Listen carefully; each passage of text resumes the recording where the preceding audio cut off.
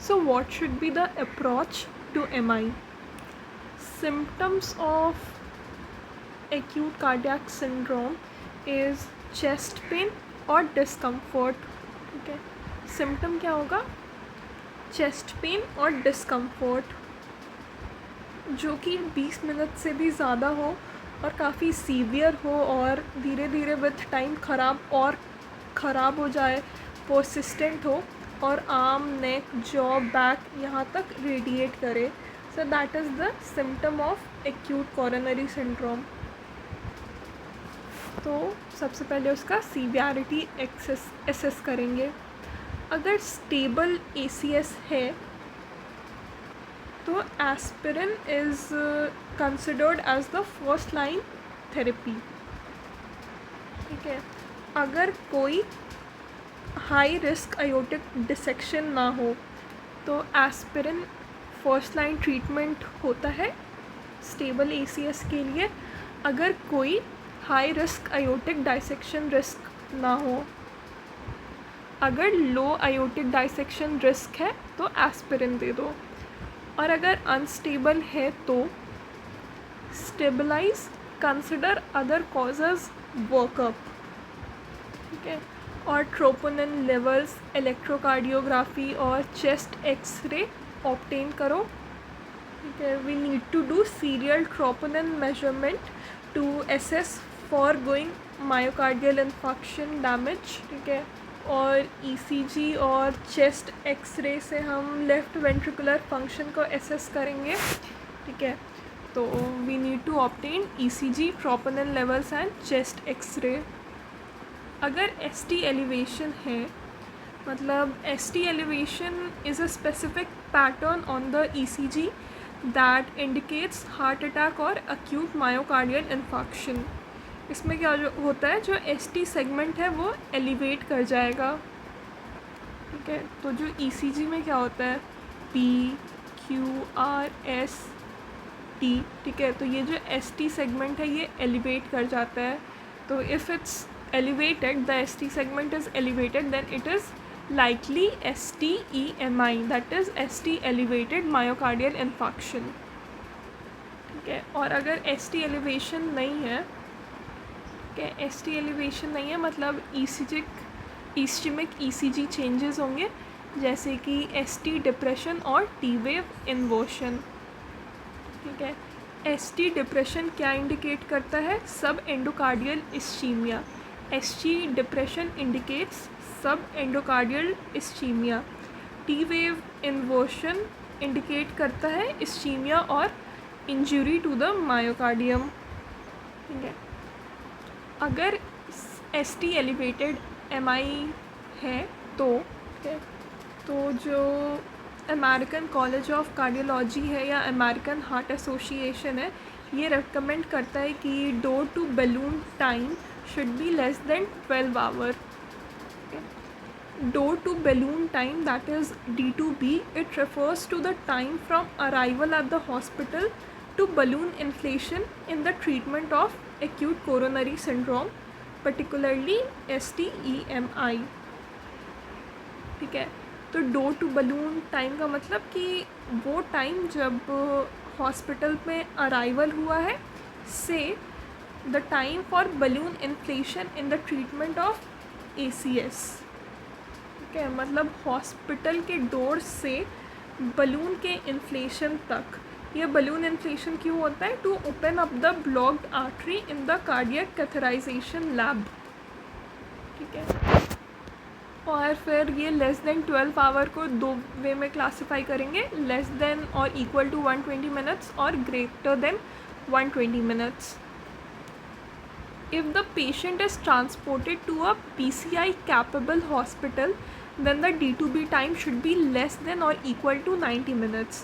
If the patient is transported to PCI capable hospital, the door to balloon time should be less than 90 minutes. ठीक है, और अगर that patient is transported to non-PCI capable hospital before transfer to PCI capable one, then the door to balloon time should be less than 120 minutes. मतलब अगर कोई patient है जो पहले नॉन पीसीआई कैपेबल हॉस्पिटल में है और फिर वहाँ से अगर उसको पीसीआई कैपेबल हॉस्पिटल में ट्रांसफ़र कर रहे हैं, तो the D2B time should be less than 120 minutes. यहाँ पे एक टर्म यूज़ होता है DDO, door in door out. Door in door out time refers to the time from the arrival at non-PCI capable hospital to departure or transport to a PCI capable one। और कोई patient है जो फाइब्रिनोलाइसिस के treatment पे है, अगर कोई STEMI का पेशेंट है जिसको फाइब्रिनोलाइसिस का ट्रीटमेंट से ट्रीट करेंगे, then the D2N time is recommended to be less than 30 minutes. Then the door to needle time is less than 30 minutes। और ये सारा जो भी गोल है इसको अचीव करने के लिए एक तो हमें अर्ली रिकग्निशन और डायग्नोसिस करना पड़ेगा STEMI का, और जो भी हेल्थ केयर प्रोवाइडर्स हैं उनके बीच में एफिशिएंट कम्युनिकेशन और टीम वर्क होगा। तो अगर STEMI है किसी पेशेंट को और जो D2B टाइम है that is less than 12 hour, तो इसको फिर से दो वे में क्लासिफाई करेंगे, less than equal to 120 minutes, greater than 120 minutes. Greater than 120 minutes में वो पेशेंट को फाइब्रिनोलाइसिस से अगर ट्रीट कर रहे हैं, then the door to needle goal should be less than equal to 30 minutes. Fibrinolysis से ट्रीट कर रहे हैं, then the D2N goal should be less than equal to 30 minutes. और लेस देन 120 मिनट में दो केसेस होंगे, अगर उस पेशेंट को सबसे पहले ही PCI केपेबल हॉस्पिटल में ट्रांसफ़र कर रहे हैं, then the D2B goals should be less than और इक्वल टू 90 मिनट। और अगर पहले नॉन PCI कैपेबल हॉस्पिटल में है फिर वहाँ से अगर PCI कैपेबल हॉस्पिटल में ट्रांसफ़र कर रहे हैं, then the D2B time should be less than 120 minute. ठीक है। और अगर जो D2B टाइम है that is greater than 12 hour और उसके साथ साथ रिफ्रैक्टरी एंजाइना है या हीमोडाइनमिकली अनस्टेबल या डायनामिक ECG चेंजेस है, हार्ट फेलियर है, मैलिग्नेंट इरिथमिया है, तो इमीडिएट PCI और CABG करना है। PCI refers to percutaneous coronary intervention and CABG means coronary artery bypass grafting। If the D2B timing is more than 12 hour and any one of the following is present, that is refractory angina, hemodynamically unstable, dynamic ECG changes, heart failure, malignant arrhythmias, then immediate PCI और CABG has to be done। पर अगर ये सारे factors नहीं हैं तो फिर medical optimisation has to be done. Medical optimisation में एंटी प्लेटलेट एजेंट्स देंगे, ठीक है, जो डुअल एंटी प्लेटलेट थेरेपी था वो देना है, या statins, beta blockers, S inhibitors, nitrate anticoagulants, ठीक है, या कार्डियक रिहैबिलिटेशन, क्लोज मॉनिटरिंग, ये सब करवाएंगे। What is the follow up and monitoring? तो इसमें we have to continue with dual antiplatelet therapy.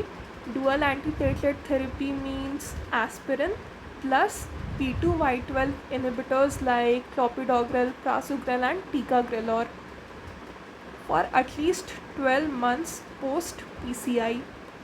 Percutaneous intervention होने के 12 months बाद तक we have to give dual antiplatelet therapy along with drug eluting stent। ठीक है, drug eluting stent is a type of stent which is used in PCI to keep coronary artery open. इसका function क्या होता है? Coronary artery को open करने के लिए। जो ड्रग इल्यूटिंग स्टेंट है, it is coated with a medication that helps prevent the growth of new tissue, reducing the risk of रीस्टेनोसिस।